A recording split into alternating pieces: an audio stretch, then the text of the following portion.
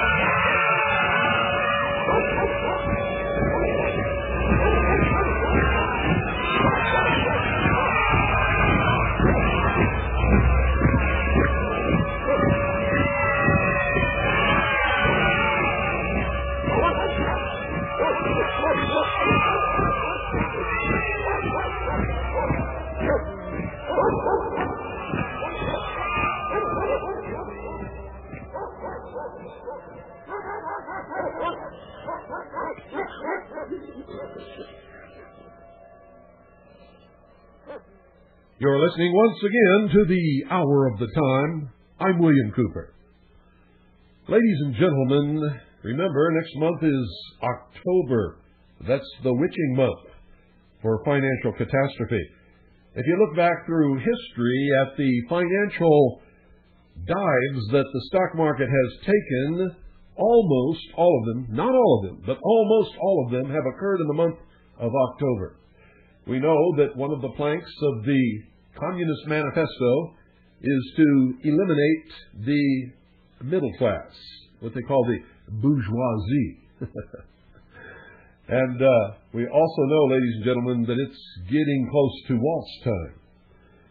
The magical hour when the bell tolls midnight and ushers in the new millennium, which the secret societies and the full body of adepts known as the Illuminati refer to as the Golden Dawn, the New Age, the culmination of the great work, the great plan, the recovery of the lost light, the manifestation of the lost word, etc., etc., etc. So if I were you, I would be prepared for this, because it's got to happen here pretty close, pretty quick, pretty soon. Call Southwest International Trading at 1-800-295-2432. That's Southwest International Trading at 1-800-295-2432, and ask how you can get your hands on some real money while you still can, folks. Because, once this breaks loose, you're not going to touch it with a 10-foot pole. And the way that they're going to machinate the crash, you're not going to want to anyway. If you haven't done it up to this point, you're still a sheeple.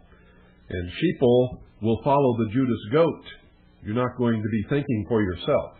You haven't up to now. what makes you think you're going to start tomorrow, you know? But the quicker you start, the better off you're going to be. It's 1-800-295-2432. Do it now. For those of you who listen to Michael Cottingham's Quest for Health on the Worldwide Freedom Radio Network, Michael has a picture and a short biography on our webpage. And if you want to see what Michael looks like and read a little bit about his life, go to http://harvest-trust.org and go to the radio broadcasting and then to the Worldwide Freedom Network, and then where you see Michael's name, click on it and it'll take you right to his page, and you'll get to see what he looks like, read a little bit about his life, and so on and so forth. The web page is getting huge, ladies and gentlemen, and it is extremely complicated. I got to tell you, just keeping up with what pages where. In fact, I'm having to draw a special chart now, and so that I can visualize what it is that I'm doing on there, because we have now so much information and so many links that it is impossible for one person to remember all of it. It is incredible. For tonight's broadcast, the Illuminati Exposed, the entire text of tonight's broadcast can be found in the Secret Society page. Go to Illuminati Exposed, and you will find it there. It was written by a man named R. Shand, and he did a pretty good job.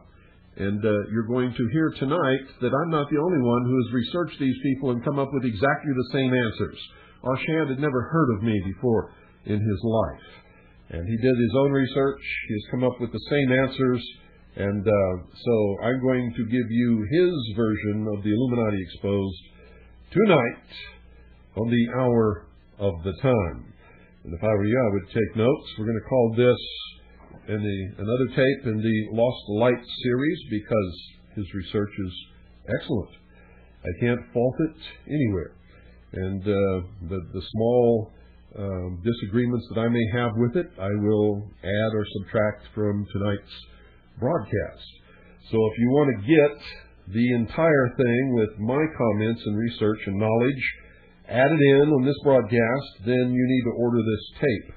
And you can go right to the for sale menu, or the for sale page on the website, and you can download whatever tape list you want, bearing in mind that only the 1997 tapes are for sale.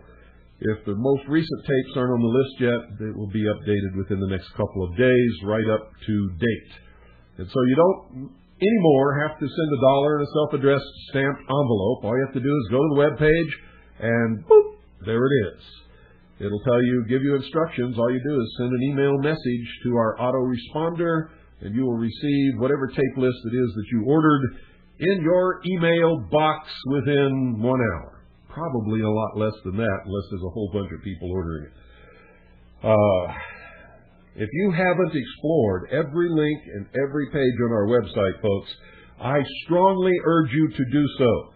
For the moment that you hit our home page, you're going to start on an adventure, a quest for truth, the likes of which you have never imagined in your wildest dreams, and it is actually possible to stay on our website now for days and never run out of things to do or things to learn.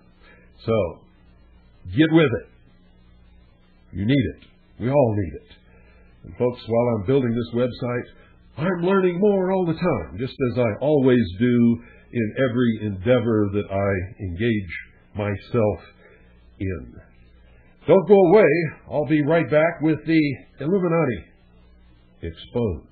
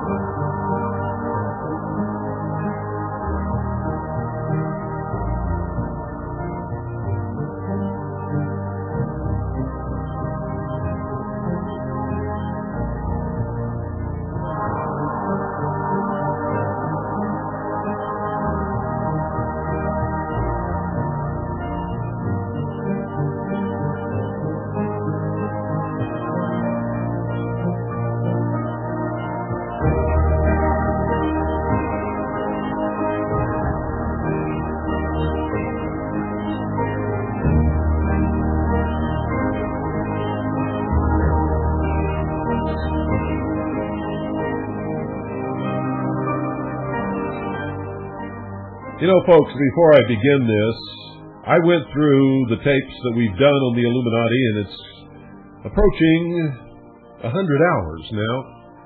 The first original series, Mystery Babylon, was 41 tapes. And it wasn't until today, you see, I didn't even realize it, because I just do the broadcast and I give Annie the tapes. I didn't even realize it, but the Luxor videotape is number 33 in the series. So somehow this mysteriously works out the way these people have planned it, I guess.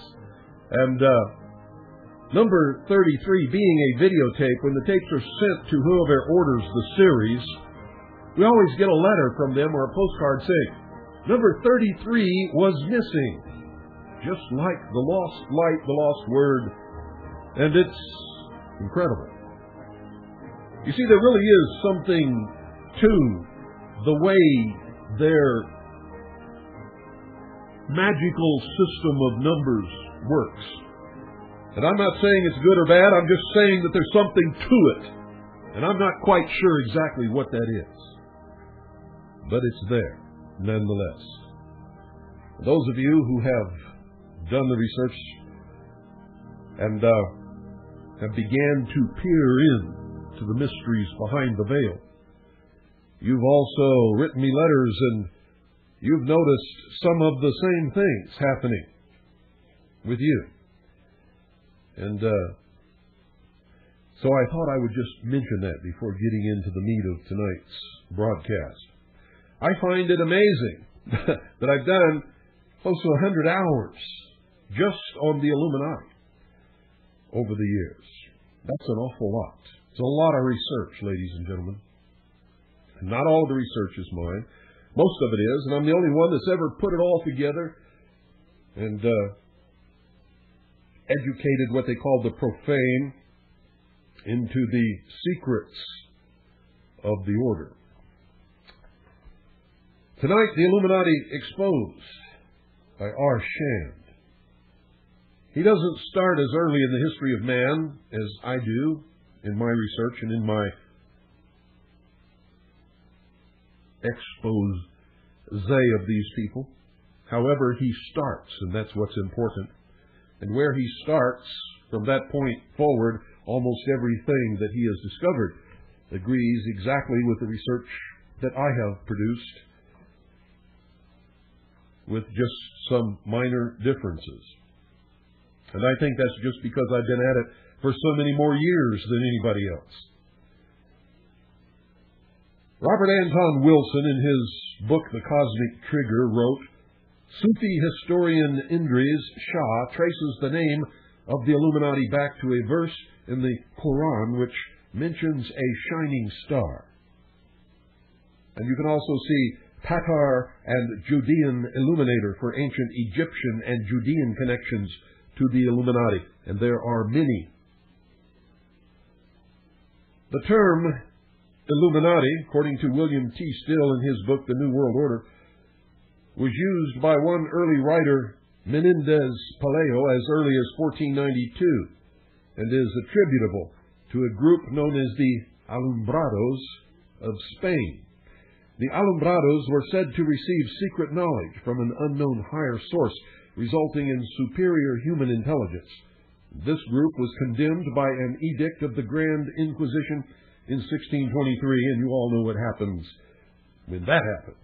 People get barbecued, burned at the stake, tortured, put on the rack, bones broken in all the parts of their body, eyes burned out. Some writers claim that a group known as the Illuminated Ones was founded by Joachim of Flores in the 11th century and taught a primitive, supposedly Christian doctrine of poverty and equality. The 16th century saw the rise of a powerful society based upon a secret cult in the mountains of Afghanistan known as the Roshaniya, or Illuminated Ones. The earliest figure named in the history of the cult is one Bayezid Ansari of Afghanistan, whose family claimed descent from the Ansar, the helpers who assisted Muhammad after his flight from Mecca nearly 1,400 years ago. And as a reward for this service, he stated his ancestors had been granted initiation into the mysteries of the Ishmaelite religion, the secret inner training which dated from Abraham's rebuilding of the temple at Mecca, the mystical Hiram. Not far from Peshawar, which is now in the northwest of Pakistan, Bayezid set up a small school where he carefully coached those who had been initiated by him in the knowledge of the supernatural that he claimed. A period of probation was expected from each candidate, during which he would go into periods of concealment or meditation, known as khilwat, or silence. During this time, he was to receive the illumination, which was emanated from the Supreme Being, who desired a class of perfect men and women to carry out the organization and direction of the world. Merchants and soldiers contributed lavishly to the chief's upkeep and his most expensive military, political, and espionage system. At this stage of success, Bayezid now preached that there was no afterlife of the kind currently believed in. No reward, no punishment, only a spirit state which was completely different from earthly life. The spirits, if they belonged to the order, can continue to enjoy themselves and be earthly powers, acting through living members. Eat, drink, and be merry. Gain power, look after yourself.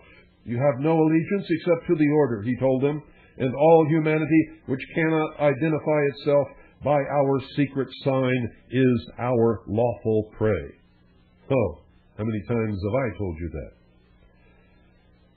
40 years after the last religio-military leader of the Afghan illuminated ones died, a society of the same name, known as the Illuminati, came into being in Germany, formed, it is said, by one Adam Weishaupt. And if you look into the meaning of the word Adam and Weishaupt, you'll find that the symbology and the hidden code is everywhere, ladies and gentlemen. Weishaupt was said to have been a young professor of canon law at Ingolstadt University. Coincidences of date and beliefs connect these Bavarian Illuminati with the Afghan ones and also with other cults which called themselves illumined.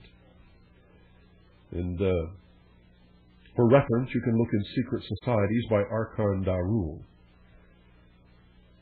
Adam Weishaupt was a strange duck indeed, ladies and gentlemen.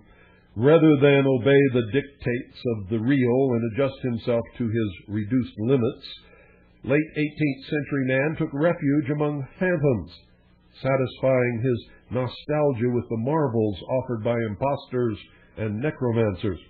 He fled matter and denied its existence, and a whole culture began collapsing. Adam Weishaupt adopted the teachings of radical French philosophers such as Jean-Jacques Rousseau, 1712 to 1778, and the anti-Christian doctrines of the Manichaeans. He was indoctrinated in Egyptian occultism in 1771 by a merchant of unknown origin named Colmer, who was said to have traveled Europe in search of converts. Brilliant and well-trained by the Jesuits in the conspiratorial methods of access to power, young Weishaupt decided to organize a body of conspirators, determined to free the world from the Jesuitical rule of Rome and help humanity back to the pristine Christian faith of the Hermetic martyrs. He is reputed to have been initiated by a German merchant named Colmer. He had spent many years in Egypt into a secret doctrine based on Manichaeism. May Day of 1776, Weishaupt founded his own sect of the very perfectibles, better known as the Illuminati, with 5 original members self-described as reformist libertarians, partisans of absolute equality. And that you can find in The Magic of Obelisks by Peter Tompkins. And while we're here on the subject of the training that Adam Weishaupt received from the Jesuits, ladies and gentlemen, it is incredible that people would believe that Adam Weishaupt, who was in fact a Jesuit priest, would divorce himself from his original order and form something called the Illuminati in order to get even with the Jesuits and to break their power. Because, ladies and gentlemen, the Jesuits came out of the Illuminati themselves. Remember the reference to the alumbrados of Spain? Well, Ignatius Loyola, ladies and gentlemen, who was the first general of the Jesuits, sometimes referred to as the Black Pope, was a member, in fact, the leader of the alumbrados in Spain. He was the leader of the Spanish Illuminati. He was arrested by the Inquisition. He was in the process of being interrogated just prior to the torture phase when he used his influence through his brothers of the Illuminati to gain an audience with the Pope. He entered the chambers of the Pope crawling on his hands and knees, ladies and gentlemen, and when he emerged, he was the general of a new order called the Society of Jesus, and some say had as much or more power than the Pope, or as the Pope, as the case may be. And that was the birth of the society known as the Jesuits. You can see them practicing their subversion around the world now as they teach Marxist liberation theology in third world nations. And so it goes on and on and on. So those of you who believe that Adam Weishaupt began his branch of the Bavarian Illuminati to get even with the Jesuits, you still haven't done all the research that you need to do, ladies and gentlemen, because that is not the case. Never was the case, never could be the case, for they are the same order.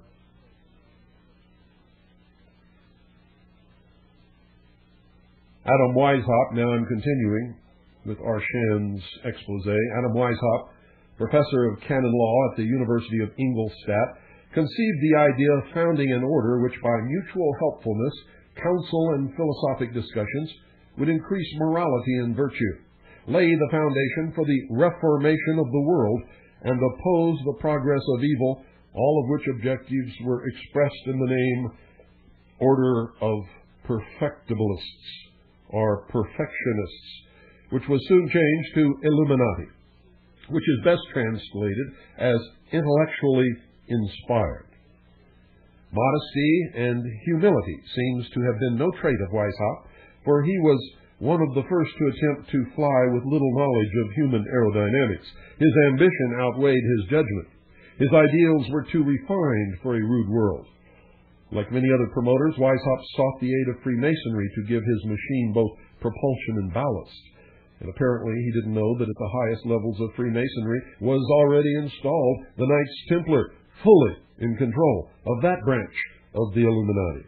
But it dragged Freemasonry down without helping Illuminism very much, and only because Weishaupt had a big mouth. One of the tenets of the order is you never admit its existence. And that's the first thing that he did. You see, people point to the Bavarian Illuminati as being the only branch that ever existed. Not true, ladies and gentlemen. It's the only branch whose leader was foolish enough to allow the public to know that it existed. And it wouldn't surprise me at all to find that the Illuminati itself had been a major movement in the destruction of Weishaupt's order.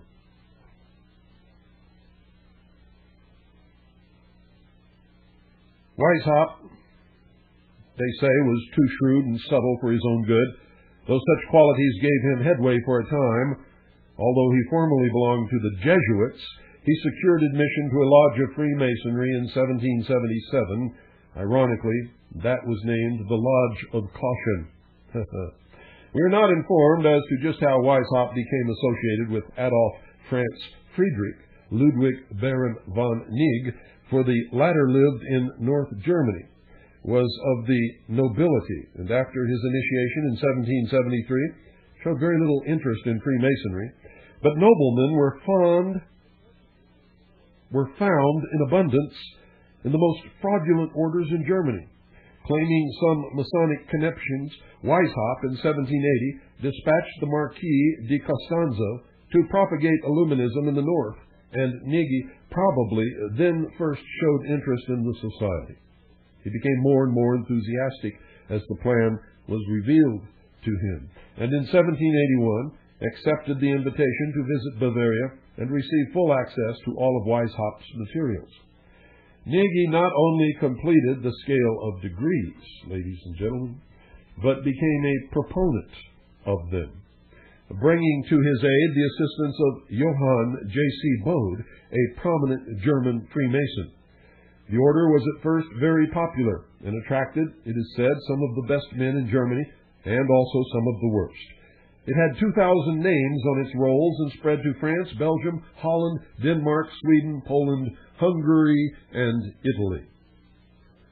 And you can find that referenced in Coyle's Masonic Encyclopedia 1961 by Henry Wilson Coyle.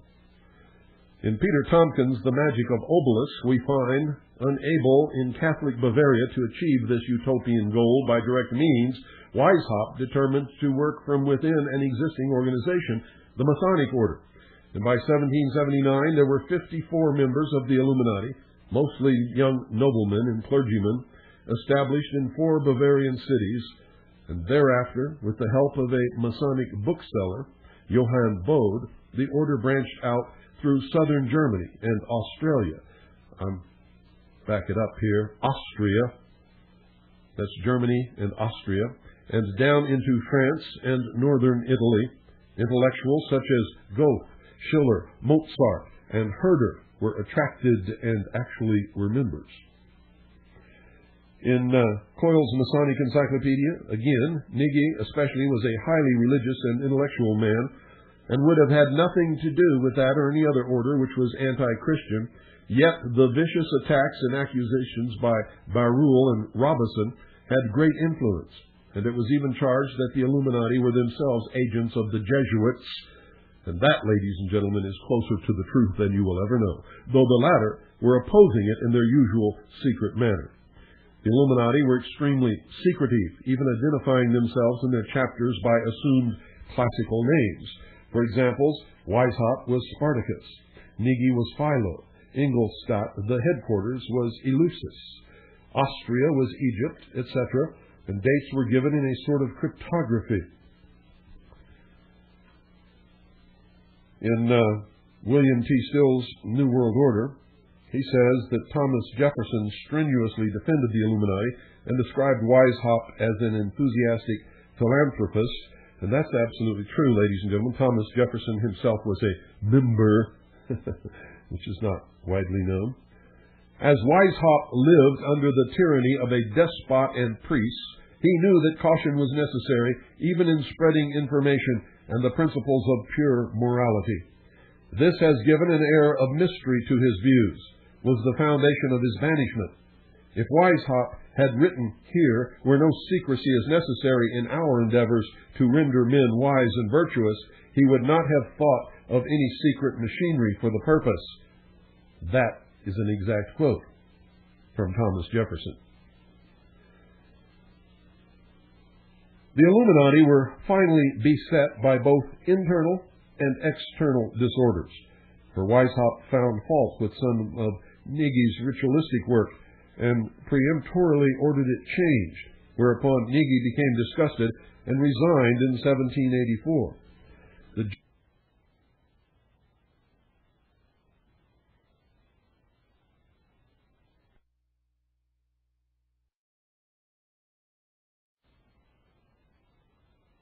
1784. Many Illuminati being imprisoned, and some, including Weishaupt, being forced to flee the country. The Jesuits were not opposed to the Illuminati, ladies and gentlemen. They were the Illuminati. They were opposed to the mess that Weishaupt was making of the name of the order and his public exposition that the Illuminati not only existed, but had plans to remake the world. This made them very angry, for the first tenet of the Illuminati is to always remain in the background, behind the veil, never calling attention to themselves, never admitting the existence of the order, ever. And they are all under an oath, a blood oath, where they consent that if they break their vows of secrets or secrecy, they will be murdered in a most terrible manner.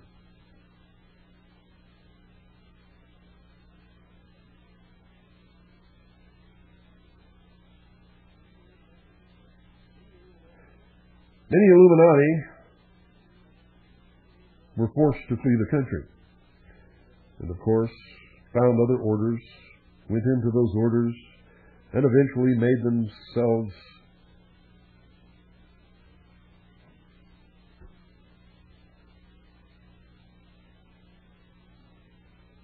ready and known, and climbed up the pyramidal structure of initiation to once again take their place, and this time hold their tongue. Though the first edict had been obeyed, it was repeated in March and August 1785. Not only Illuminism, but Freemasonry was exterminated in Bavaria, and neither ever recovered its former position in that country to this day. The Illuminati seem to have completely disappeared everywhere by the end of the 18th century, and that is the way that they had always existed, and that is the way that they preferred it. That is their law, in fact, and was a normal consequence of watching what happened to Adam Weishaupt. The suppression of the Illuminati of Bavaria in 1785 created a tremendous furor whose echoes reached as far as New England, drawing George Washington out in support of the suspect American Freemasons. Of course, he was one. In fact, the Illuminati proved to be the unwilling occasion for the birth of modern conspiracy theory. Wildly exaggerated accounts of their supposed wickedness and of the imminent peril which they represented for society were published in a great epidemic of pamphlets. Their secrecy, their insistence on recruitment of important civil servants, their concealment of the true aims of the society from all but a few highly placed initiates, combined to make them into the boogeymen not only of the German conservatives but of a wider European public, and for good reason. 4 years later, when the French Revolution broke out, the mythical beliefs about the Illuminati of Bavaria were incorporated in a vaster and even wilder conspiracy theory, which found room also for the Templars. And folks, that was a quote from The Murdered Magicians, written by Peter Partner, somebody who did not do his research very well. Or maybe he did it only too well and did what was expected of him under the circumstances. What is today called the conspiracy theory was born in the flood tide of books, pamphlets, and articles denouncing the Illuminati and linking them to an ever-lengthening list of other supposed plotters. The scope of the accusations is reflected in the title of one anti-Illuminati book, published in 1797, entitled Proofs of a Conspiracy Against All the Religions and Governments of Europe, carried out in the secret meetings of Freemasons, Illuminati, and reading societies, collected from good authorities. The 170-year-old Proofs of a Conspiracy was reissued in 1967 by the John Birch Society, which apparently considered the Illuminati a clear and present danger. And that's from Ancient Wisdom and Secret Sects. And you can obtain Proofs of a Conspiracy by Robeson and read it for yourself. He quotes directly from the Freemasonic and Illuminati publications like I do, and convicted them in their own words, ladies and gentlemen. He didn't make any of it up, and it's all true. Don't go away. I'll be right back. I need to get a little drink of water.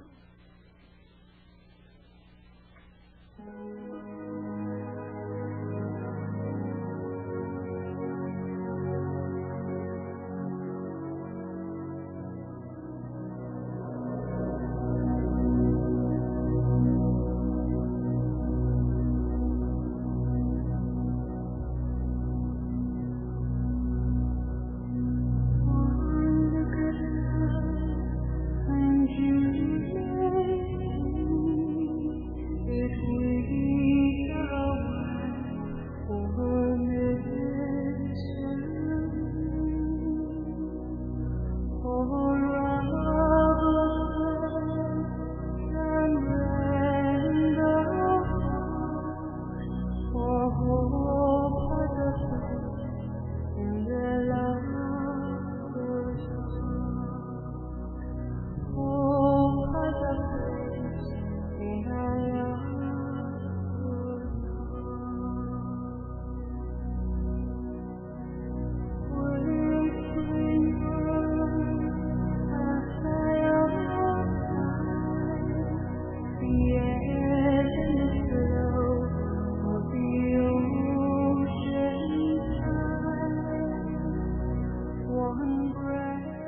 One of the things that you'll notice when you research the Illuminati and the secret orders, when you're reading the books of others who have written about these orders and these people, is that they don't take them seriously at all.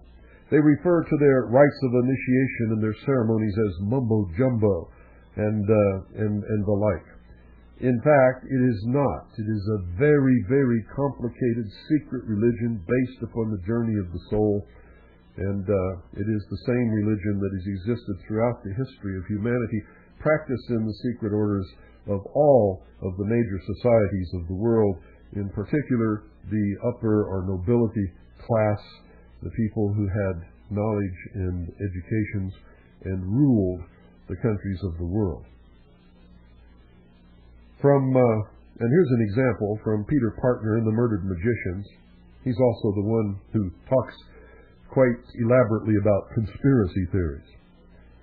The aristocratic mumbo-jumbo of the Templar lodges pandered to the confused conservatism of the German nobles and had a great deal in common with the mumbo-jumbo of the Rosicrucians, to whose ideas the Illuminati were absolutely opposed.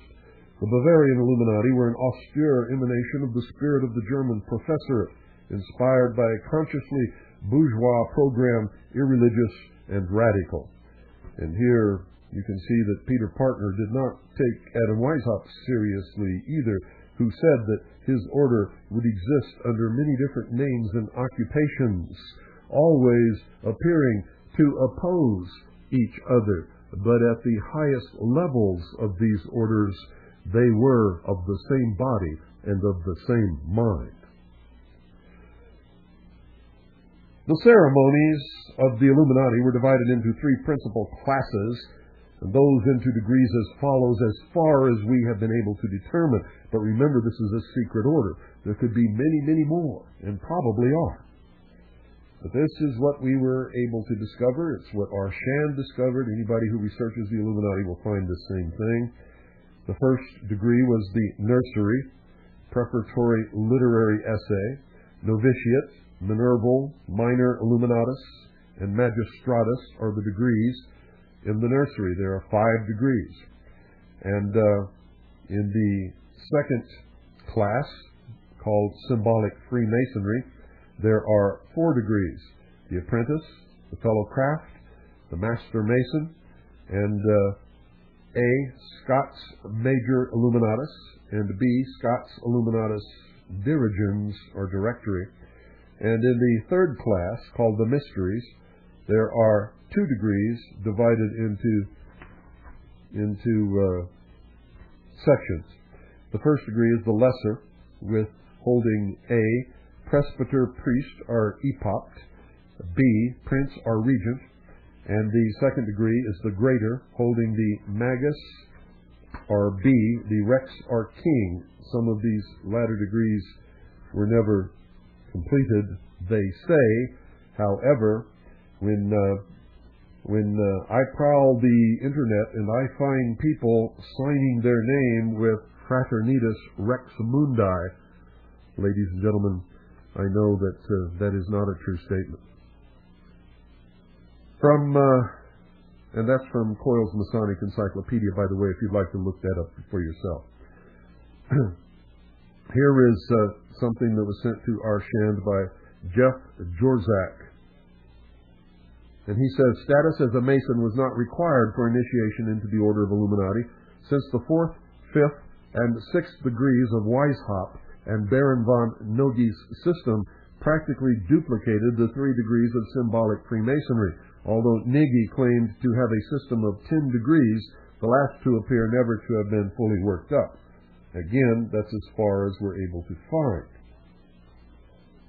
In The Gods of Eden by William Bramley, which is questionable, highly questionable, any of the stuff that you read in there, although he did do some legitimate research into the secret societies, he claims that all of the secret societies are headed and guided by extraterrestrials from some other planet.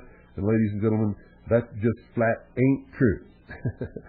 But William Bramley says The Gods of Eden, openly political and anti-monarchical, Weishaupt's Illuminati formed another channel of higher degrees for Freemasons to graduate into after completing the blue degrees.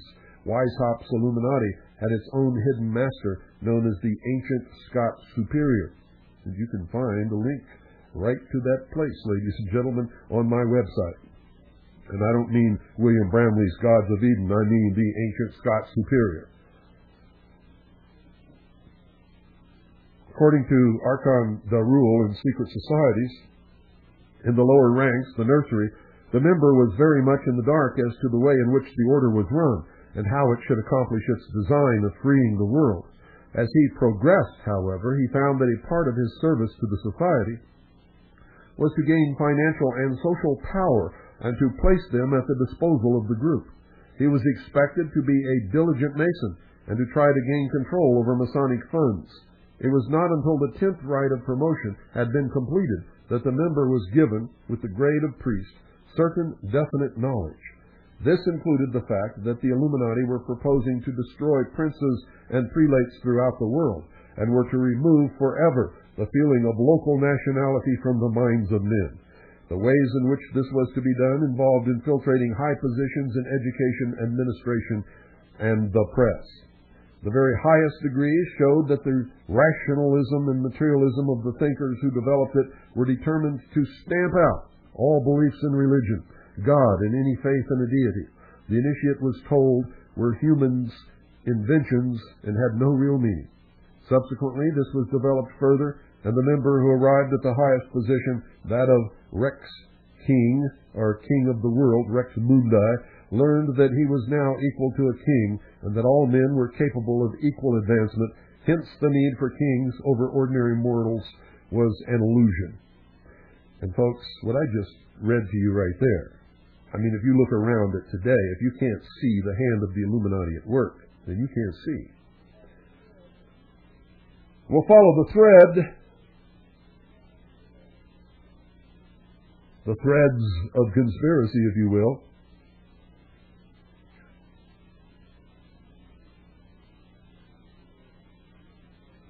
After their recent exposures in Bavaria, the Illuminati had been driven even further underground, taking on a variety of names, such as the French Revolutionary Club. And as radicals flocked into these new varieties of Illuminism, a larger meeting hall was needed. The Hall of the Jacobins Convent was leased, and it was from this hall that they eventually derived their new name, the Jacobin Club. And the Jacobin Club was very active in the early days of the United States of America. The Jacobin Club met in secret and eventually boasted of having some of the best educated and most influential men in France among its 1,300 members. The Jacobins vowed to destroy the monarchy as well as other existing institutions and sought to establish what they called a new world order, or universal republic. That's what's coming, and these are the people who are bringing it. And they did destroy the monarchy, ladies and gentlemen, and they are at work in England right now to destroy that monarchy. And by golly, it won't be long until the House of Windsor falls. They can't even any longer handle their own family, much less a nation. And the Illuminati, in control of the press and the other institutions, are hammering at them constantly, all the time. And the people love their monarch, they say, but they hate the monarchy. How about that? The famous magician and occultist Cagliostro was initiated into the Illuminati in 1783. Many years later, he told Catholic priests about his initiation. The initiation took place in an underground room near Frankfurt, Germany. An iron box filled with papers was opened. The introducers took from it a manuscript book, which on the first page read, "We, Grand Masters of the Templars." Then followed a form of oath traced in blood. The book stated that Illuminism was a conspiracy directed against thrones and altars, and that the first blows were to attain France, and that after the fall of the French monarchy, Rome must be attacked. By March 1789, the 266 lodges controlled by the French Grand Orient were all Illuminized, without knowing it.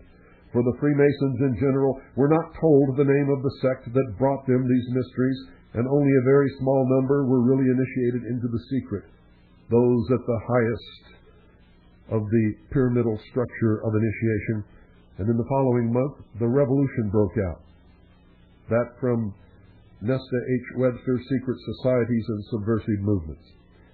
Cagliostro was the agent of the Templars, and therefore wrote to the Freemasons of London that the time had come to begin the work of rebuilding the Temple of the Eternal.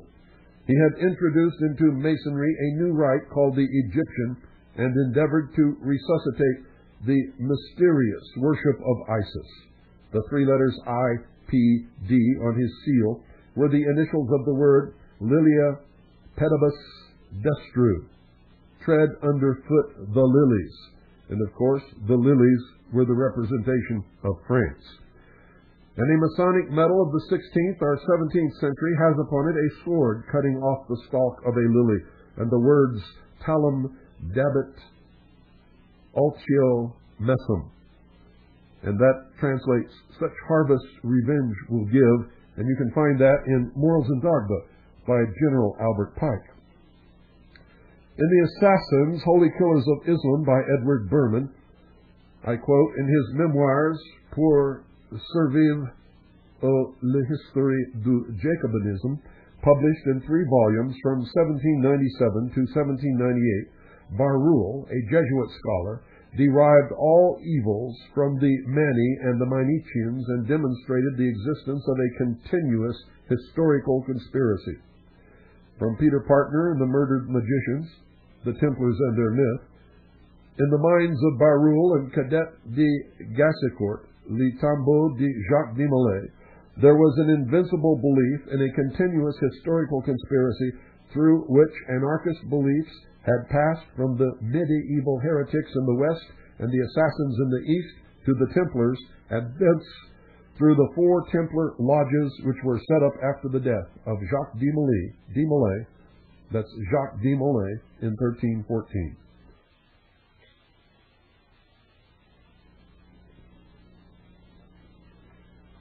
And it is absolutely true. My research has not only found that to be true, but I have traced it from the beginning of the written and oral history of the human race right up to the present time, and I have revealed that history and that research to you on this broadcast, giving you sources and documentation for every single bit of it, which many of you have duplicated the research now and have found that every single word of it is true.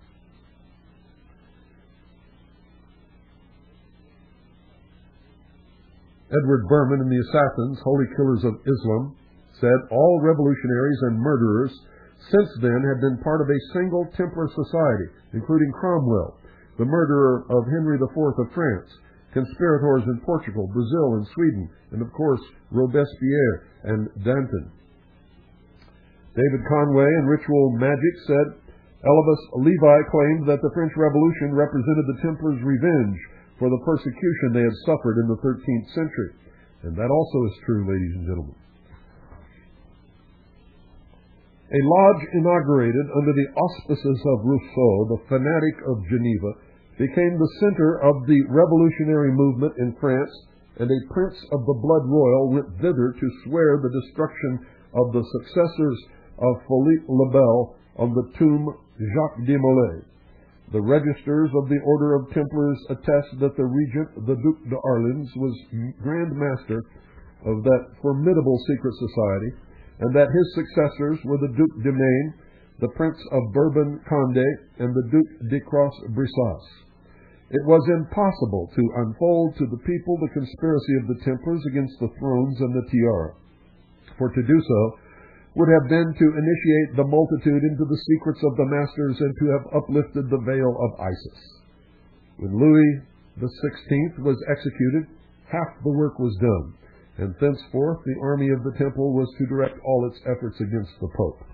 You'll find that written by General Albert Pike in Morals and Dogma, and he should know, because he were one, as Pogo would say.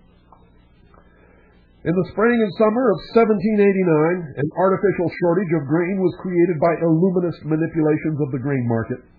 This produced a famine so intense that it brought the nation to the edge of revolt. One of the leading figures in this scheme was the Duc d'Orleans, the Grand Master of the Grand Orient Lodges. The Illuminists claimed that their revolution would be for the benefit of the bourgeoisie, with the people as instruments. But in reality, the conspirators held up the food supplies and blocked all reforms in the National Assembly to exacerbate the situation, and the populace starved. By July 14th, the Bastille was stormed, from which a grand total of only 7 prisoners were liberated, because that's all there was in there. Even French historians now acknowledge that the purpose of the revolutionaries was not to destroy the Bastille or liberate the prisoners, but to steal arms and gunpowder.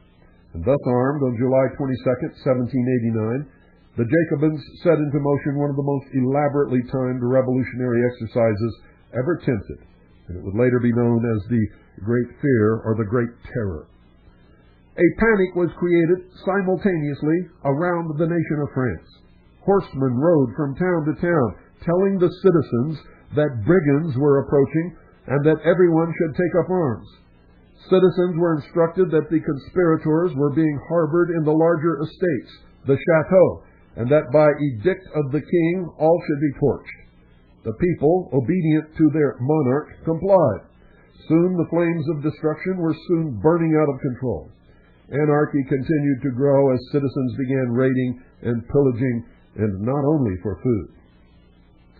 With the overthrow of the monarchy in 1792, from the 10th of August onwards, we find the tricolor replaced by the red flag of the social revolution, whilst the cry of Vive Notre Roi d'Orléans gives way to the Masonic watchword, liberty, equality, fraternity.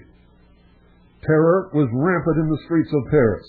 In November 1793, a campaign against religion was inaugurated by a massacre of the priests all over France. In the cemeteries, the cherished motto of the Illuminati, "Death is an eternal sleep," was posted by the order of the Illuminatus. Anaxagoras, Chaumet. In the churches of Paris, feasts of reason were celebrated, where women of easy morals were enthroned as goddesses.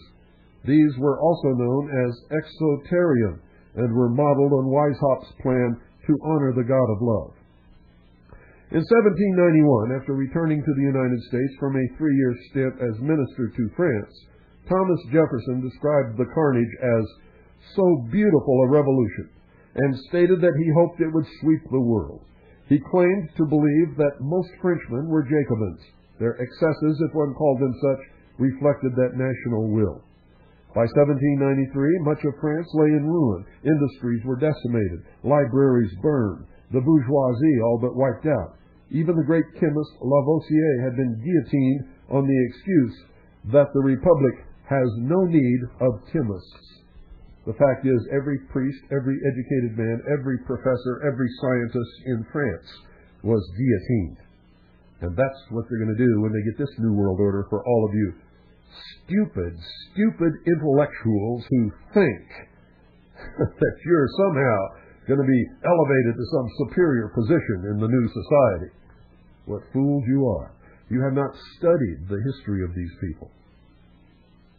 And so, those who will not study history are doomed to repeat it. Toward the end of 1793, the new revolutionary republic found itself faced with hundreds of thousands of working men for whom it could not find employment. The revolutionary leaders embarked upon a fearful new project that was to be copied by tyrants ever after, called population control or depopulation.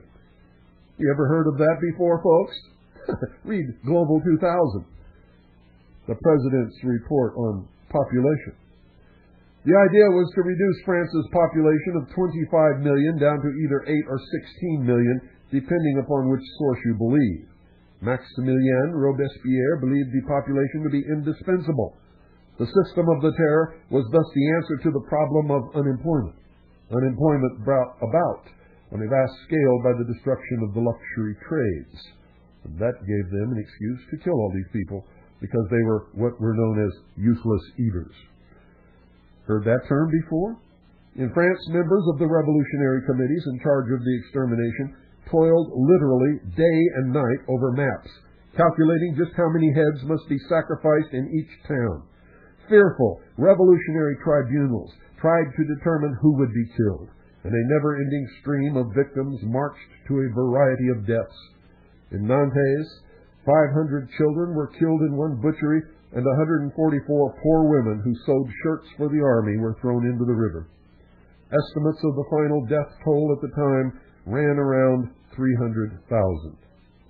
Thomas Jefferson said, quote, "I have seen half the earth desolated. Were there but an Adam and Eve left in every country and left free, it would be better than it now is. The liberty of the whole earth was depending on the issue of the contest," end quote. And Thomas Jefferson, ladies and gentlemen, was most definitely a member of the Illuminati. Good night, folks, and God bless you all.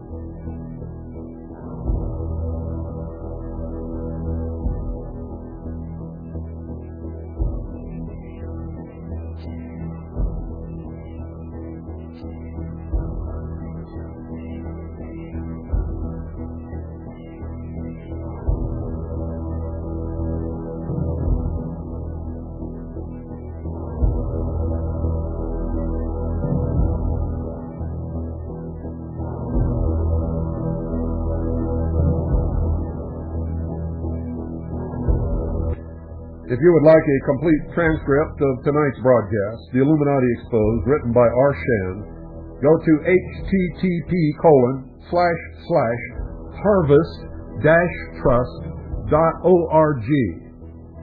Go to the Mysteries, and then to Secret Societies, and then find Illuminati Exposed, and pluck it off the internet, ladies and gentlemen. It's as simple as that. Of course, you will find discrepancies between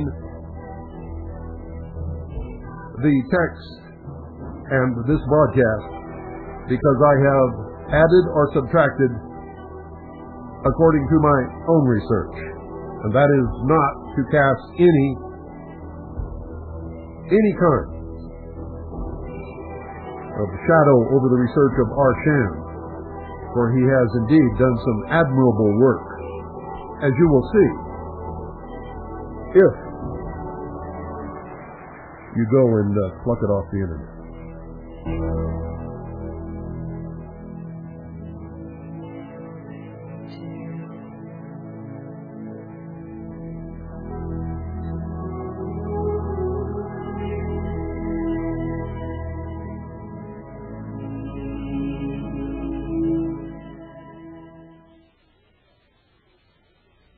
You're listening to the Worldwide Freedom Radio Network.